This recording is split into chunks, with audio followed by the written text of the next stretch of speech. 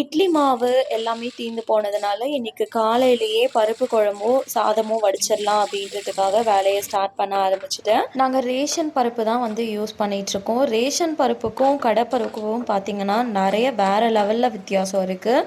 So நான் கடைப்பருப்பில் வச்சேன் அப்படின்னா குழம்பு வேறு லெவல் சூப்பராக இருக்குது. அதுவே ரேஷன் பருப்பில் வைக்கிறோம் அப்படின்னா அந்த அளவுக்கு டேஸ்ட்டும் இருக்கிறது இல்லை. நம்ம என்னதான் சாம்பார் தூள் போட்டாலும் டேஸ்ட் வர்றதில்ல. கொஞ்ச நேரத்திலேயே குழம்பு வந்து அப்படியே கெட்டியாக ஆரம்பிச்சிருது. உங்களுக்குமே ரேஷன் பருப்பில் இந்த மாதிரி எக்ஸ்பீரியன்ஸ் இருக்கா அப்படின்னு ஷேர் பண்ணிட்டு போங்க. என் தங்கச்சி ஊருக்கு வரும்போது மரத்தில் மாங்காய் காய்ச்சிருக்கு அப்படின்னு சொல்லி எடுத்துகிட்டு வந்தா. ஸோ அதுவும் முள்ளங்கியும் போட்டு இன்னைக்கு குழம்பு வச்சிடலான்னு ரெடி பண்ணிட்டு இருந்தேன்.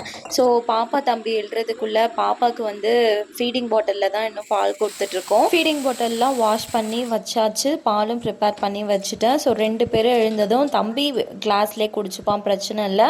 பாப்பாவுக்கு மட்டும் ஃபீடிங் பாட்டிலில் கொடுக்கணும். அவளுக்கும் 3 இயர்ஸ் ஸ்டார்ட் ஆகிடுச்சு, சீக்கிரமாகவே நிறுத்திடணும். இந்த கேப்பில் பருப்புமே நல்லா வெந்துருச்சு. ஸோ எடுத்து கடைஞ்சாச்சு, கடைஞ்சி தனியாக வச்சுட்டேன்.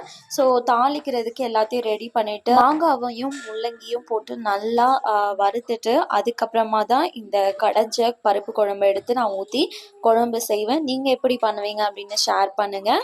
அண்ட் ரைஸ்மே வந்து வடித்து வச்சாச்சு. ஃபைனலாக இந்த சித்திரை மாதம் ஸ்டார்ட் ஆனதுலேருந்தே பார்த்தீங்கன்னா 8 மணி காலையில் ஆனாவே நல்லா வெயில் வந்துடுது. ஒன்றுமே இந்த கிச்சன் கிட்ட நிற்கவே முடியறதில்ல, அந்தளவு வெயில். சாம்பார் ரெடி ஆகிறதுக்குள்ளே குளிச்சுட்டு வந்துடலாம் அப்படின்னு ஒரு குட்டி குழியிலையும் போட்டாச்சு. அண்ட் ஃபைனலாக தம்பி பாப்பாவுக்கு சாப்பாடு ஊட்டிட்டு நானும் சாப்பாடு போட்டு சாப்பிட்டாச்சு. நெக்ஸ்ட் வீடியோவில் பார்ப்போம். பாய்.